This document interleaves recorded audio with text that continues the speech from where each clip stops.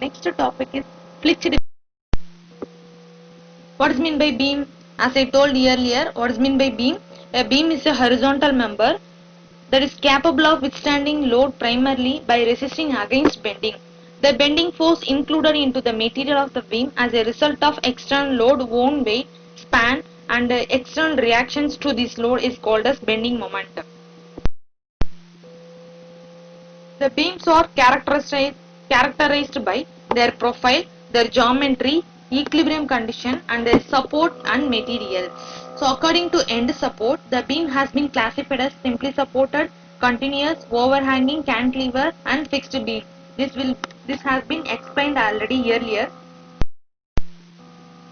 According to the cross section, the beam having classified as I beam, T beam, and C beam. According to geometry, it has been classified as straight beam, curved beam, and taper beam. According to equilibrium condition, the beam may be statically determinate or statically indeterminate beam. According to the material, the beam may be timber or steel or concrete beam. What is composite beam? Already unit 1 we have seen the about composite member, composite beam, compound bar, composite bar is nothing but the member composed of two or more dissimilar materials joined together and act as a unit in which the resulting system is stronger than the sum of its parts. There are two main benefits in the composite section. One is by joining these two parts together, rigidly together, the resulting system is stronger than the sum of its parts. And second one is the composite section can better use the properties of each constituent material. So the types of composite beams may be unsymmetrical structures or uniform strength and flitched beams. From this, what is meant by flitched beam? A flitched beam or flitch beam is a compound beam used in the construction of house, decks, and other primarily wooden frame structures. Typically, the flitch beam is made up of a steel plate sandwiched between two wood beams, the three layers being held together with bolts. For this, the best example is the door, windows. You can see the indoor, the door frame has been attached with the leaf of the door.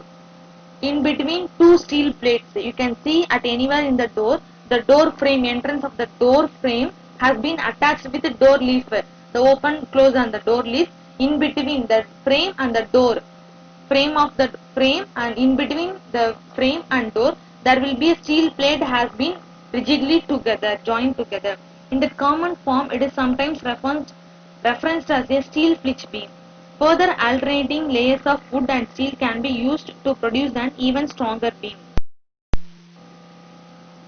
Theory of composite section.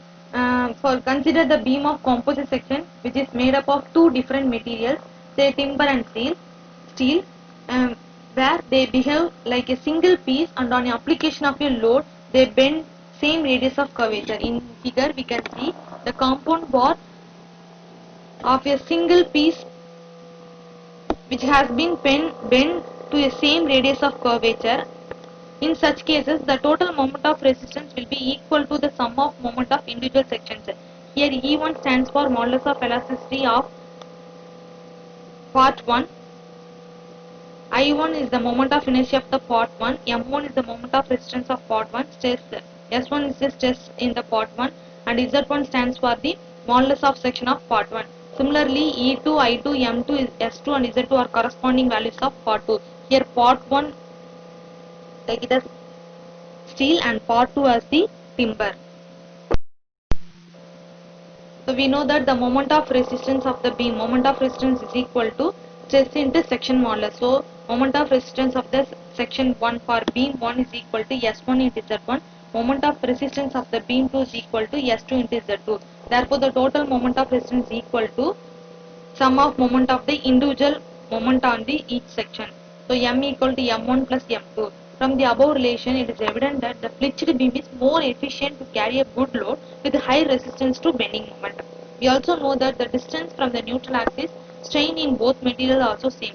So the stress by strain is equal of the first section is equal to stress by strain of the second. So applications and advantages of flitched beam.